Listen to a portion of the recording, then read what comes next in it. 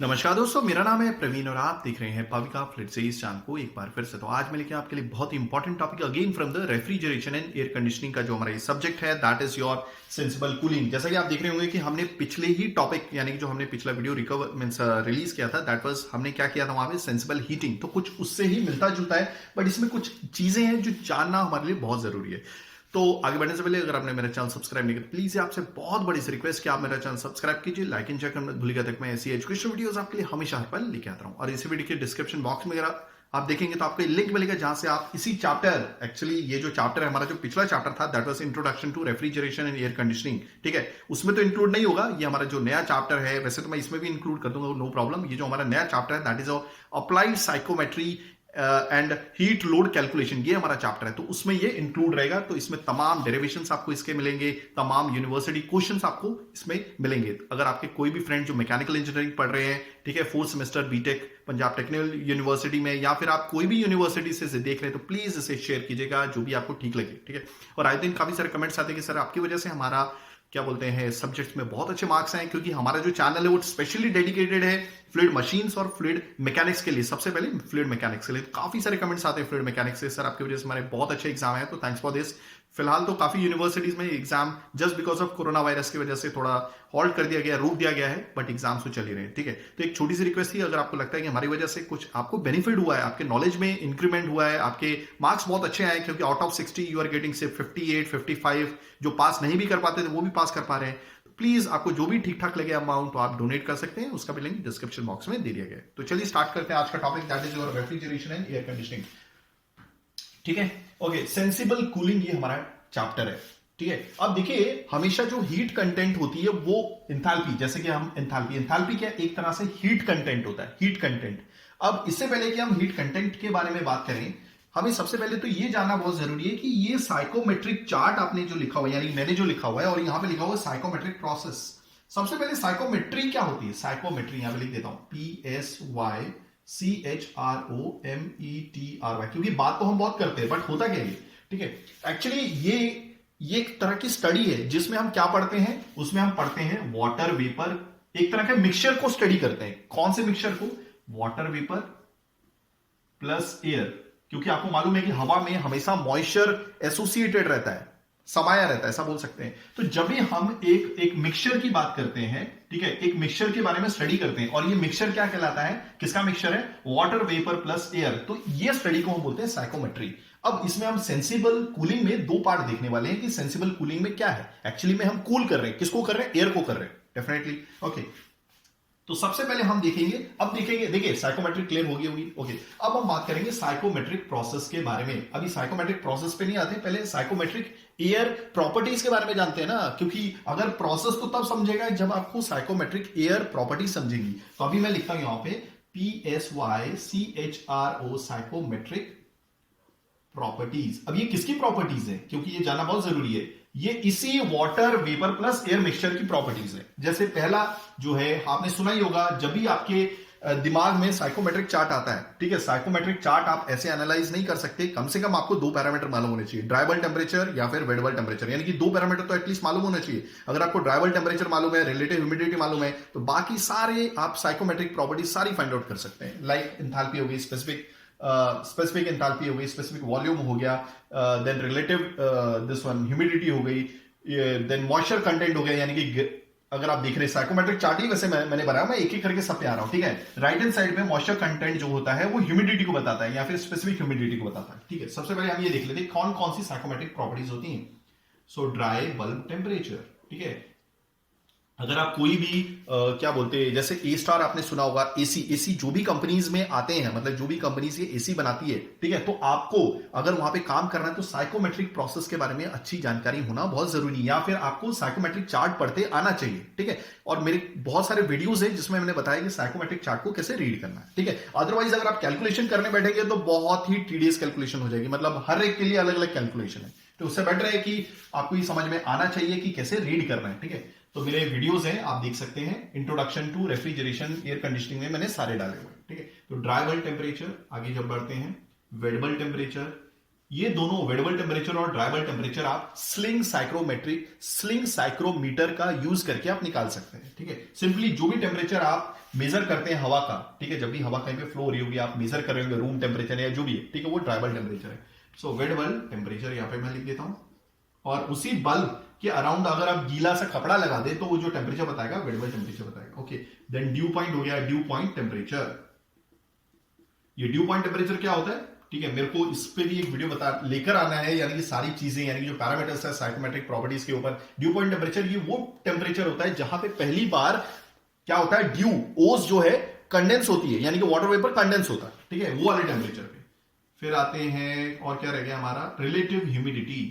Relative humidity पहले मैं कुछ लिख देता हूं ये सारी चीजें, ठीक है, फिर एक एक करके बाद में डिस्कस करते हैं। पांचवा यहां पे लिखता हूं रिलेटिव ह्यूमिडिटी होगी। Then your specific enthalpy.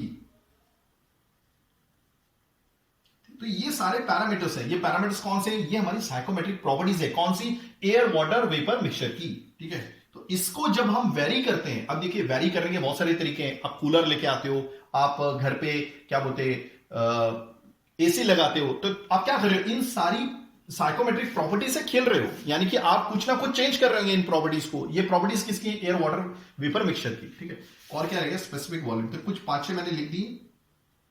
Okay, चलिए, तो ये सारी प्रॉपर्टीज जो है ये कहलाती साइकोमेट्रिक प्रॉपर्टीज, किसकी, air plus water vapour mixture की। तो जब आप इन सारी प्रॉपर्टीज से खेलते हो, इन प्रॉपर्टीज को चेंज करना चाहते हो किसी प्रोसेस का यूज करके, किसी तरीके का यूज करके, उस प्रोसेस को बोलते हैं साइकोमेट्रिक प्रोसेस। फिलहाल एक एग्जांपल से समझते हैं। सपोज मेरे पास एक एयर है जो क्या बोलते हैं 50 डिग्री सेल्सियस पे, ठीक है, यानी कि ये जो है TD1 टेम्परेचर, यानी कि एयर है, ठीक है, एक चैम्बर, एक क्लोज चैम्बर बनाया हुआ है मैंने। ओके, जो एयर है, अवेलेबल एयर है आउटसाइड, ठीक है, सपोज आप राजस्थान में हो, कहीं पर भी जहां पे बहुत गर्मी पड़ रही है। ओके, अब क्या करना है, 50 डिग्री सेल्सियस की जो एयर है, यानी कि जिसका टेम्परेचर 50 डिग्री सेल्सियस, यानी कि ये ड्राई बल्ब टेम्परेचर, ये है ड्राई बल्ब टेम्परेचर। ओके, तो इसको मैं डिनोट करूंगा TD1, D1 जो है आपका बेस पे लगा हुआ है, तो TD1 टेम्परेचर है। ओके, आपने क्या किया, एक चैम्बर से पास किया, जो हॉट एयर है जो आ रही है बाहर की अवेलेबल एयर, वो ग्रीन एयर में, जो हवा ठंडी हो जाती है मैंने ब्लू कलर से बताया हुआ, ठीक है। तो जैसे ही चैम्बर से जाती है तो बीच में एक कॉइल है लाल कलर की, जिसमें से रेफ्रिजरेंट बह रहा है, ठीक है। रेफ्रिजरेंट का काम क्या है, इस एयर को ठंडा करना। तो मान लीजिए 50 डिग्री सेल्सियस पे थी, ये पहुंच गई है हमारी 20 डिग्री सेल्सियस पे, तो यानी कि हवा ठंडी हो गई है। तो that means you are trying to reduce the dry bulb temperature, आप ड्राइबल टेम्परेचर को रिड्यूस कर रहे हो, सिंपल। ओके, और ये जो टेम्परेचर बाहर निकल रहा है, मतलब जो भी एयर बाहर निकल रही है, उसका जो टेम्परेचर है वो है TD2। एक काम करता हूं, ये D2 मैं बेस पे लिखता हूं, ये साथ में नहीं है, ठीक है। That means you are trying to take it out the heat, आप एंथैल्पी कंटेंट को रिड्यूस कर रहे हो, यानी कि नेगेटिव क्यू आप निकाल रहे हो, ठीक है। किसका यूज करके, कूलिंग कॉइल का यूज करके, जो टेम्परेचर TD3 पर है। एक्चुअली मान लीजिए ये 10 डिग्री सेल्सियस पे, ठीक है, 50 डिग्री सेल्सियस से 20 डिग्री सेल्सियस पे आ गए, कहने का मतलब है कि TD1 से TD2 पर आ गए। बट अगर आप मतलब क्या बोलते हैं, एक वर्डिंग मिल रहा है मेरे को, कि अगर आप इतनी अच्छी कोशिश कर सकते हैं कि ये 20 डिग्री सेल्सियस ना होके 10 डिग्री सेल्सियस आ जाता है, ठीक है। ये 10 डिग्री सेल्सियस क्या, इसी कूलिंग कॉइल का टेम्परेचर है, ठीक है। तो दैट मींस ये TD2 ना होके TD3 पर आ जाते हो, तो दैट मींस आपका जो प्रोसेस है, साइकोमेट्रिक प्रोसेस, वो बहुत एफिशिएंट है, बहुत अच्छा है। बट ऐसा तो पॉसिबल हो नहीं सकता, क्योंकि जो भी कूलिंग कॉइल की जो सरफेस होगी, उसका जो भी टेम्परेचर होगा, मान लीजिए TD3 को मैंने 10 डिग्री सेल्सियस लिख दिया, ठीक है। तो अब ये डिपेंड करता है कि कूलिंग कॉइल की शेप कैसी है, हवा की वेलोसिटी कैसी है। तो जितना ये लोअर टेम्परेचर है, उतना लोअर टेम्परेचर तो बाहर आने वाली हवा का हो नहीं सकता, ऐसा तो पॉसिबल नहीं है, वो डिजाइन पे डिपेंड करता है। तो मैं अब ये यहां पर TD2 ही रहने देता हूं, कोई प्रॉब्लम नहीं है, ठीक है, और इसको रहने देता हूं 20 डिग्री सेल्सियस, यानी कि आपने कूल किया एक एयर को TD1 से TD2, कहने का मतलब है कि 50 डिग्री सेल्सियस से 20 डिग्री सेल्सियस पे। आप जितना अच्छा प्रोसेस बनाते हैं इसको, ठीक है, ये टेम्परेचर घट के इस कूलिंग जो सरफेस है, उसके सरफेस के टेम्परेचर के बराबर आ सकता है। ओके, अब यही चीज को देखिए, तो आपने क्या किया, एक प्रोसेस को फॉलो किया, तो इसी को बोलते हैं साइकोमेट्रिक प्रोसेस, ठीक है। अब यही चीज हम साइकोमेट्रिक चार्ट में समझते हैं। आपने देखा होगा कि जो लड़कियों की हाई हील की सैंडल होती है, वो कुछ इसी तरह की दिखती है, ऐसी कुछ होती है, ये कुछ इसी तरह की होती है हाई हील की सैंडल। तो वैसा ही कुछ दिखने वाला ये हमारा साइकोमेट्रिक चार्ट है, ठीक है। आप देखेंगे जो राइट साइड पे है वो ड्राई बल्ब टेम्परेचर, क्या है, ड्राई बल्ब टेम्परेचर। ओके, और जो यहां पर जो वर्टिकल एक्सेस पे दिख रहा है, ये है आपका मॉइस्चर कंटेंट, जिसका दूसरा नाम क्या है, स्पेसिफिक ह्यूमिडिटी भी बोलते हैं। इसी को हम बोलते हैं, कहां पे लिखा मैंने, यहां पे लिखा नहीं है, काम करता हूं, यहां पे लिख देता हूं, this is specific humidity, specific humidity हो गया क्लियर? ओके, तो ये स्पेसिफिक ह्यूमिडिटी को और अच्छे से लिख सकते हैं कि स्पेसिफिक ह्यूमिडिटी का मतलब क्या होता है, यानी कि 1 केजी ड्राई एयर में कितना ग्राम मॉइस्चर है, या फिर काफी बुकों में आपको ऐसा भी देखने को मिलेगा 1 केजी ड्राई एयर में कितना केजी मॉइस्चर है। ठीक है, हो गया? ओके, और इसी को स्पेसिफिक ह्यूमिडिटी भी बोलते हैं। ओके, अब सबसे पहले हम कहां थे? TD1 टेम्परेचर पे। कहां पे? TD1 टेम्परेचर पे। तो एक काम करता हूं, मैं यहां पे लिख देता हूं, यहां पे थोड़ी सी गड़बड़ हो गई, मैं इसको वापस करेक्ट कर लेता हूं। ये हमारा TD1, ये हमारा TD2, ओके, और ये है TD3, और ये कुछ ज्यादा टेम्परेचर पे हो गया, मैं इसको मिटा देता हूं और जो मुझे चाहिए वो लिख देता हूं यहां पे। ठीक है, ये हो गया हमारा 50 डिग्री सेल्सियस पे था। देखिए TD1 कितने डिग्री सेल्सियस पे था? 50 डिग्री सेल्सियस। तो ये लिखिए TD1। ओके, कहां तक जाना है हमें? ये एयर तक जाना है, मतलब ये टेम्परेचर तक जाना है। TD2 यानी कि 20 डिग्री सेल्सियस, कोई कंफ्यूजन नहीं होनी चाहिए। ठीक है, ये डिग्री सेल्सियस नीचे लिख दें, यहां पे लिखना था। ओके, कूलिंग कॉइल का टेम्परेचर कितना था? 10 डिग्री सेल्सियस। हो गया? ओके, तो हम क्या करेंगे? देखिए, अगर जब भी कभी भी आप साइकोमेट्रिक चार्ट को देखेंगे तो आप देखिए जो 50 डिग्री सेल्सियस यानी कि TD1 टेम्परेचर था, यहां से आप डॉट डॉट जो लाइन है ये आप ऊपर लिखे जाइए। ओके, ये है पॉइंट 1, यही तो है हमारा पॉइंट 1, इसलिए तो जो एंट्री पॉइंट है मैंने 1 रखा हुआ है। ठीक है, अब आप एंट्री पॉइंट से TD2 टेम्परेचर तक जा रहे हैं, मतलब आप ड्राई बल्ब टेम्परेचर को रिड्यूस कर रहे हैं, तो आप 50 डिग्री सेल्सियस से 20 डिग्री सेल्सियस की तरफ जा रहे हैं। तो अब ये जो 20 डिग्री सेल्सियस यानी कि TD2 टेम्परेचर है, यहां से आप डॉट डॉट लाइन ऊपर लेके जाइए। ओके, यहां पर आ जाएगा 2, यानी कि ये पॉइंट 1 है, पॉइंट 2 यहां पर। ठीक है, मतलब आप पॉइंट 1 पे थोड़ी देर पहले थे 50 डिग्री सेल्सियस पे, आपने इसे ठंडा करके TD2 यानी कि 2 पॉइंट पे लेकर आ गए हैं। आई होप आपको चीजें समझ में आ गई होंगी। बट आप देख रहे हैं, ठीक है, ये रेड कलर की लाइन क्या है? रेड कलर की लाइन जो आपको हॉरिजॉन्टल कुछ रिप्रेजेंट कर रही है, ये बता रही है W1 इक्वल टू W2। ये क्या है? W1 इक्वल टू W2 आपका मॉइस्चर कंटेंट है। मान लीजिए, ठीक है, 50 डिग्री सेल्सियस पे जो TD1 टेम्परेचर है, उस दौरान मॉइस्चर कंटेंट था 15 डिग्री सेल्सियस, 15 ग्राम मॉइस्चर पर केजी ड्राई एयर। तो मतलब W1 इक्वल टू W2, मतलब पॉइंट 1 पे जब आप खड़ी थी, मतलब पॉइंट 1 पे जो भी आपका क्या बोलते हैं एयर था, उसका टेम्परेचर 50 डिग्री सेल्सियस था। उस दौरान जो मॉइस्चर कंटेंट है यानी कि स्पेसिफिक ह्यूमिडिटी है, या फिर ग्राम मॉइस्चर पर केजी ड्राई एयर, यानी कि 1 केजी ड्राई एयर में कितना ग्राम मॉइस्चर है, W1 की वैल्यू थी कितनी? 15 ग्राम। हो गया? आई होप आपको चीजें समझ में आ गई होंगी। ओके, अब आप हॉरिजॉन्टली रेड लाइन को फॉलो कर रहे हैं, मतलब पॉइंट 1 से पॉइंट 2 की तरफ चले गए, तो उस दौरान टेम्परेचर कितना? 20 डिग्री सेल्सियस, यानी कि आपने टेम्परेचर रिड्यूस कर दिया 1 पॉइंट से 2 पॉइंट तक। तो दैट मींस आपने ड्राई बल्ब टेम्परेचर को रिड्यूस कर दिया। बट क्योंकि आपकी ये जो रेड कलर की लाइन हॉरिजॉन्टल स्ट्रेट चल रही है, तो दैट मींस आप पॉइंट 1 से पॉइंट 2 पे पहुंच गए, और उस दौरान भी आपका मॉइस्चर कंटेंट सेम ही है, मतलब W2 इज ऑल्सो 15 ग्राम। तो सेंसिबल हीटिंग क्या होती है? सेंसिबल हीटिंग की जो सेंसिबल कूलिंग की डेफिनेशन क्या होती है कि आप टेम्परेचर रिड्यूस कर रहे हो, आप ड्राई बल्ब टेम्परेचर को रिड्यूस कर रहे हो, बट उस दौरान आपका मॉइस्चर कंटेंट चेंज नहीं हो रहा, उसी को बोलते हैं सेंसिबल कूलिंग। आई होप आपको चीजें समझ में आ गई होंगी, क्योंकि सेंसिबल का मतलब क्या होता है? जब भी आपको आइदर टेम्परेचर में इंक्रीमेंट देखने को मिलता है, 20 डिग्री सेल्सियस से 50 डिग्री सेल्सियस पे पहुंच गया, या फिर 50 डिग्री सेल्सियस से क्या बोलते हैं 20 डिग्री सेल्सियस पे आ गया, तो दैट मींस इसमें आपको क्या देखने को मिल रहा है? टेम्परेचर जरूर चेंज हो रहा है। ठीक है, बट अब पिछले केस में हमने सेंसिबल हीटिंग की थी, मतलब हम 20 डिग्री सेल्सियस से 50 डिग्री सेल्सियस पे थे, तो सेंसिबल हीटिंग हो गई। सेंसिबल कूलिंग मतलब क्या?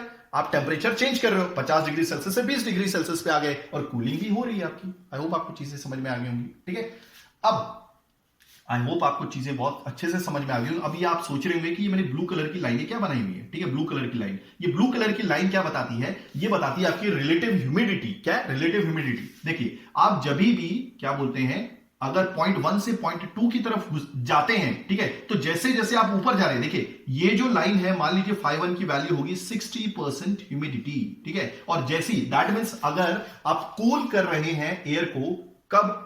ठीक है, फ्रॉम 50 डिग्री सेल्सियस से 20 डिग्री सेल्सियस, बट उस दौरान मॉइस्चर कंटेंट आपका चेंज नहीं होता, तो आप रिलेटिव ह्यूमिडिटी को बढ़ा रहे हो, मॉइस्चर कंटेंट को बढ़ा रहे हो। ठीक है, एक्चुअली में अब आप बोलेंगे मॉइस्चर कंटेंट तो सेम है, बट रिलेटिव ह्यूमिडिटी बढ़ जाती है। ठीक है, तो 60% से हो गया है, मान लीजिए ये 80% हो गया है। आई होप आपको चीजें समझ में आ गई होंगी। ओके, बट अगर आपका प्रोसेस इतना एफिशिएंट है कि वो 1 से डायरेक्ट थर्ड पे चला गया, ठीक है, और थर्ड का टेम्परेचर कितना है? TD3। मतलब अगर आपका प्रोसेस इतना अच्छा है कि जो निकलने वाली एयर का टेम्परेचर 10 डिग्री सेल्सियस हो गया, जो आपकी कूलिंग सरफेस का टेम्परेचर है, यानी कि जो कूलिंग पाइप जा रही है आपकी रेड कलर की, ठीक है, तो उसकी सरफेस का जो टेम्परेचर है that is your 10 degree Celsius. फिर तो बहुत अच्छी बात है, मतलब 1 से आप डायरेक्टली 3 पॉइंट पे चले गए, यानी कि जो उस दौरान जो ड्राइबल टेम्परेचर था वो 10 डिग्री सेल्सियस था, और आपने रिलेटिव ह्यूमिडिटी को और बढ़ा दिया। मान लीजिए यहां पर है 90% रिलेटिव ह्यूमिडिटी, ठीक है, तो दैट मीन्स आप 1 से 2 भी जा सकते हैं, 2 से 3 भी जा सकते हैं, बट मुझे मालूम है कि 3 तो पॉसिबल अचीव करना बहुत मुश्किल है, आप 1 से 2 ही जाइए। बट इस दौरान जो हीट कंटेंट होगा, ये जो आपको ग्रीन कलर की लाइनें दिख रही है, ये एंथैल्पी को बताती है। ये क्या है? ये एंथैल्पी को बताती है। मींस आप जब 50 डिग्री सेल्सियस पे थे, जो अवेलेबल एयर थी, ठीक है, उस दौरान उसका जो एंथैल्पी कंटेंट था, यानी कि हीट कंटेंट था, मान लीजिए ये 75 किलो जूल पर केजी ड्राई एयर, ठीक है, ओके। अब आपने क्या है, कूलिंग कर दी, मींस आप 1 से 2 की तरफ आ गए, और उस दौरान मॉइस्चर कंटेंट को जरा भी चेंज नहीं होने दिया। फिर भी आपका क्या बोलते हैं, जो एंथैल्पी कंटेंट है वो रिड्यूस हो जाएगा, क्योंकि आप कूल कर रहे हैं, ठीक है, आप 50 डिग्री सेल्सियस से 20 डिग्री सेल्सियस पे आ रहे हैं, तो मींस आपने एंथैल्पी कंटेंट को रिड्यूस कर दिया H3 से H2। मान लीजिए H2 50 किलो जूल पर KG, 50 kilo joule 1 KG dry air की आपकी एंथैल्पी कंटेंट है। कब? पॉइंट 2 पे। तो आपने कितना हीट कंटेंट निकाल दिया, यानी कि 75 में से 50 माइनस कर दीजिए, यानी कि 25 kilo joule 1 KG dry air में से निकाल दिया आपने ये हीट कंटेंट। तो आई होप आपको चीजें समझ में आ गई होंगी। याद रखिएगा, जो एंथैल्पी कंटेंट होता है इसमें दोनों का मिक्सचर होता है, दोनों हीट कंटेंट का मिक्सचर होता है। एक तो होता है आपका सेंसिबल हीट, ठीक है, और दूसरा होता है आपका लैटेंट हीट, ठीक है। तो आपने क्या किया, सिंपली H3 से H2 की तरफ आ गए, क्योंकि आप कूल कर रहे हो from the temperature TD1 to TD2, यानी कि 50 डिग्री सेल्सियस से 20 डिग्री सेल्सियस तक, और उस दौरान आप हीट कंटेंट को निकाल लेते हो, यानी कि 25 जो डिग्री सेल्सियस है, यानी कि इसके बीच का जो हीट कंटेंट है Q, माइनस लगा रहा हूं क्योंकि यही तो माइनस Q मैंने यहां पे लिखा हुआ है, मतलब माइनस Q की वैल्यू कितनी थी, 25 किलो जूल की जो एनर्जी है, ठीक है, हीट कंटेंट है, 1 केजी ड्राई एयर से निकाल दी है। तो इसी को बोलते हैं हमारी, क्या बोलते हैं, सेंसिबल कूलिंग। ये रहा हमारा प्रोसेस, ये रहा हमारा साइकोमेट्रिक चार्ट, ठीक है। So let me check, I think मैंने आपको सब कुछ चीजें बता दी। याद रखिएगा, ये जो रेड कलर की लाइन है ना, ये कांस्टेंट मॉइस्चर कंटेंट को बताती है, यानी कि स्पेसिफिक ह्यूमिडिटी कांस्टेंट है। सिर्फ इतना याद रखिएगा। एट लास्ट में अगर बोलूंगा आपको कूल करना है, ड्राई बल्ब टेम्परेचर को रिड्यूस करना है, बट ये ख्याल रखिएगा कि आपका मॉइस्चर कंटेंट चेंज नहीं होना चाहिए। आप क्या कर रहे हो, इस प्रोसेस का यूज करके रिलेटिव ह्यूमिडिटी को जरूर बढ़ा देते हो, बट मॉइस्चर कंटेंट आपका सेम होना चाहिए, ड्राई बल्ब टेम्परेचर जरूर रिड्यूस कर देते हो। इसी को बोलते हैं सेंसिबल कूलिंग। और वही सेंसिबल हीटिंग क्या है, आप सेंसिबल हीटिंग यानी कि एयर को हीट कर रहे हो, इस दौरान मॉइस्चर कंटेंट इस दौरान भी चेंज नहीं होता, ठीक है। सपोज आप पहले 2 पॉइंट पे थे, अब आप 1 पॉइंट पे आ गए, क्योंकि आप सेंसिबल हीटिंग कर रहे हो, ओके। तो आप 80 डिग्री सेल्सियस से 60, मतलब 80% से 60% रिलेटिव ह्यूमिडिटी को, यानी कि रिलेटिव ह्यूमिडिटी को आप रिड्यूस कर रहे हो। तो जस्ट इसी का उल्टा है ये। सो आई होप आपको चीजें बहुत अच्छे से समझ में आ गई होंगी। अगर आप ऐसी एजुकेशन वीडियोस चाहते हैं तो प्लीज डू राइट कमेंट, मैं पूरी कोशिश करूंगा टाइमिंगली वीडियोस दिखाने की। थैंक्स फॉर वॉचिंग, धन्यवाद, thank you. Let me check everything is working fine, या थैंक यू।